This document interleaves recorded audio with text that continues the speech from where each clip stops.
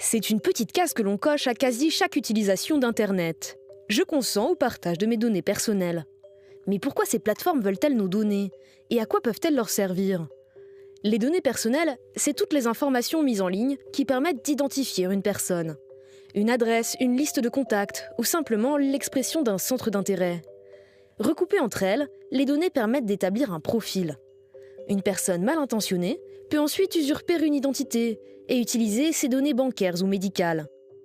Mais plus que les cybercriminels, ce sont les grandes entreprises qui veulent nos informations personnelles.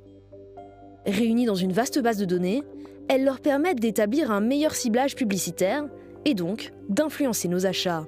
Acheter un sac à main sous l'influence de publicités répétées, ce n'est pas si grave que ça. Mais au-delà de la portée économique, l'enjeu est aussi démocratique, comme lors de l'affaire Cambridge Analytica.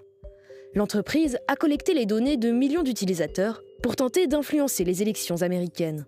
Nos données servent aussi à nourrir les intelligences artificielles. C'est le cas de la société Clearview AI. Elle collecte illégalement sur les réseaux sociaux plus de 30 milliards d'images et s'en sert pour créer un outil de reconnaissance faciale qu'elle vend, entre autres, aux forces de l'ordre américaines. Les conséquences judiciaires peuvent être majeures.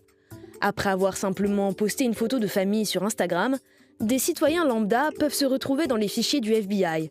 Bref, pour ne pas se faire manipuler, il faut fermer la porte de sa maison à clé, car partager ses données sans contrainte revient à laisser des inconnus rentrer chez soi.